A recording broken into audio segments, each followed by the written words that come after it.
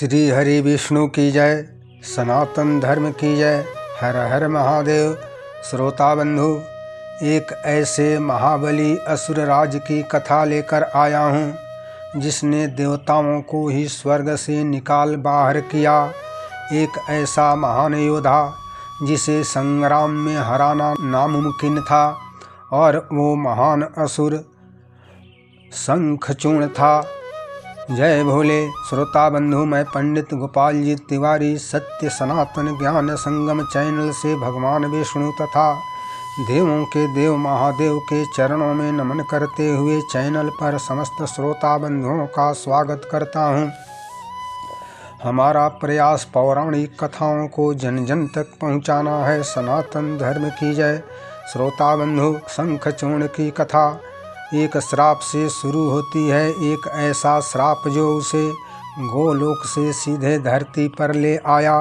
शंखचूर्ण कोई जन्मजात असुर नहीं था।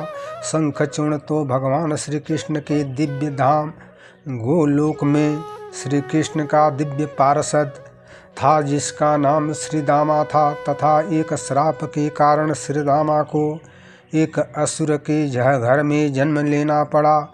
शंखचूर्ण की आत्मा तो दिव्य थी, पर उसका शरीर असुर का था। शंखचूर्ण के अपराजय होने की ताकत उसके 3 सुरक्षा कवच के घेरे ही थे। पहला सुरक्षा कवच ब्रह्मा जी का वरदान। शंखचूर्ण को ब्रह्मा जी से मिले वरदान के अनुसार कोई भी देवता उसे युद्ध में हरा नहीं सकता था। दूसरा सुरक्षा कवच शंखचूर्ण को मिला चमत्कारिक श्री कृष्ण का कवच। शंखचूर्ण को मिला श्री कृष्ण कवच इतना दिव्य था कि उसे ब्रह्मांड का कोई भी अस्त्र शस्त्र भेद नहीं सकता था। तीसरा सुरक्षा कवच शंखचूर्ण का सबसे दिव्य सुरक्षा कवच उसकी पत्नी बिंदा का पतिव्रत धर्म ही था, जो शंखचूर्ण के जीवन का ढाल बना हुआ था। शंखचूर्ण ने स्वर्ग का साम्राज्य तो जीत लिया, पर वह कोई अत्याचारी राजा नहीं था। वह बहुत ही न्यायप्रिय और लोकप्रिय शासक था। उसकी सारी प्रजा बहुत खुश थी। उसके राज्य में सब कुछ अच्छा चल रहा था। उस समय देवताओं के सामने सबसे बड़ी समस्या यही थी कि वो ऐसे राजा को युद्ध में कैसे हराएं जो अधर्मी और अत्याचारी है ही नहीं। इस कारण सभी देवता देवराज इंद्र को आगे करके सबसे पहले ब्रह्मा जी के पास गए। देवताओं के आग्रह को ब्रह्मा जी ने अस्वीकार कर दिया। ब्रह्मा जी बोले, देवराज, शंखचूर्ण तो धर्म और न्याय के अनुसार शासन कर रहा है। मैं इस विषय में कुछ भी नहीं कर सकता। निराश देवता भगवान विष्णु के पास जाकर अपना रोना रोए। देवताओं की बात सुनकर भगवान विष्णु ने भी देवताओं को कोई मदद नहीं की। भगवान विष्णु ने कहा, देवताओं, शंखचूर्ण तो न्यायप्रिय शासक है, इसके साथ ही वह मेरा भक्त भी है। मैं उसे कैसे नुकसान पहुंचा सकता हूं। अब तो देवताओं में घोर निराशा छा गई। अंत में जब कोई रास्ता शेष नहीं बचा, तब सब देवता एक साथ देवों के देव महादेव की शरण में गए। कैलाश पर देवराज इंद्र के साथ सभी देवता भगवान शिव की स्तुति करने लगे। देवताओं को निराश और दुखी देखकर भगवान शिव ने देवताओं को उनका खोया हुआ स्वर्गलोक का साम्राज्य वापस दिलाने का वचन दिया। भगवान शिव ने सोचा कि बिना युद्ध के शांति ही इस समस्या का समाधान निकल जाए। ऐसा विचार करके भगवान शिव ने अपना एक दूत शंखचूर्ण के पास भेजा। भगवान शिव के दूत की बात सुनकर शंखचूर्ण ने स्वर्गलोक का राज्य देवताओं को लौटाने से साफ मना कर दिया। शंखचूर्ण का तर्क था कि मैंने स्वर्ग का राज्य देवताओं से संग्राम करके अपनी ताकत से जीता हूँ। अब स्वर्गलोक का राज मेरा ही है। शंखचूर्ण के इनकार कर देने पर अब महायुद्ध के अलावा और कोई रास्ता शेष नहीं बचा था। फिर तो ऐसा भीषण युद्ध शुरू हुआ जिसका ब्रह्मांड को डर था। एक ओर थे देवों के देव महादेव और दूसरी ओर ब्रह्मा जी के वरदान से अजेय शंखचूर्ण था। भगवान शिव और शंखचूर्ण के बीच ऐसा भयंकर युद्ध छिड़ा जो सदियों तक चलता रहा, लेकिन इस भयंकर संग्राम में कोई परिणाम ही नहीं निकल रहा था। संग्राम चलता रहा और चलता ही रहा। अंत में जब भगवान शिव ने अपना आखिरी अस्त्र त्रिशूल उठाया, तब ठीक उसी क्षण एक आकाशवाणी हुई, रुकिए महादेव, जब तक शंखचूर्ण के शरीर पर वो दिव्य श्री कृष्ण कवच है और उसकी पत्नी वृंदा का सतीत्व बना हुआ है, तब तक शंखचूर्ण को कोई भी नहीं मार सकता। अब यहाँ पर एक बहुत बड़ा धर्म संकट खड़ा हो गया।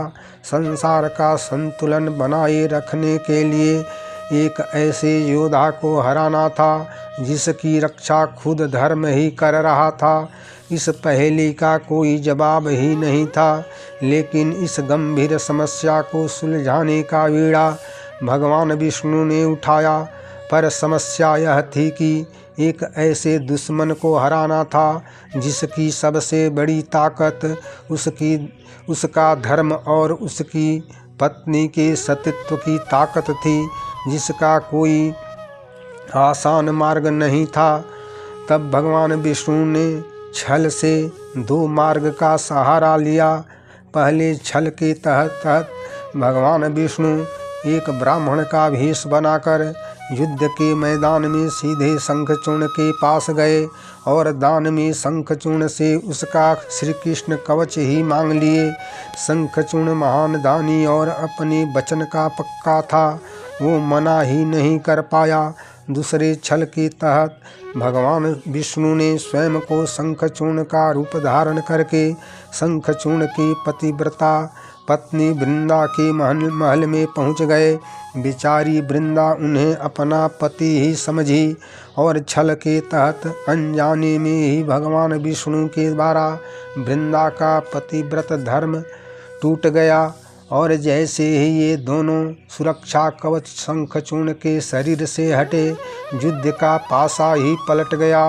एक धर्म और न्याय प्रिय राजा का वध होने वाला था। इसके साथ ही ब्रह्मांड में कई नई और पवित्र चीज़ें अस्तित्व में आने वाली थी। अब एक ही पल में जो असुरराज अजेय था, वो अब एक साधारण योद्धा बन चुका था। उसकी सबसे बड़ी ताकत, उसका सुरक्षा चक्र अब उसके पास नहीं थे। अब भगवान शिव के त्रिशूल को रोकने वाला कोई भी नहीं था। तभी अचानक भगवान शिव का त्रिशूल सीधे अपने लक्ष्य पर लगा। एक महान असुरराज शंखचूर्ण मारा गया और इसकी मृत्यु के साथ ही भगवान श्री कृष्ण के प्रिय पार्षद श्रीदामा की आत्मा को उस असुर शरीर से मुक्ति मिल गई। श्रीदामा श्राप से मुक्त होकर वापस अपने गोलोक में लौट गया। जब शंखचूर्ण की पत्नी वृंदा को भगवान विष्णु के छल और धोखे के बारे में पता चला तो उसने क्रोध में आकर गुस्से से भगवान विष्णु को पत्थर बन जाने का श्राप दे दिया और भगवान विष्णु ने भी सम्मान के साथ उस श्राप को स्वीकार कर लिया और भगवान विष्णु पवित्र शालिग्राम पत्थर बन गए।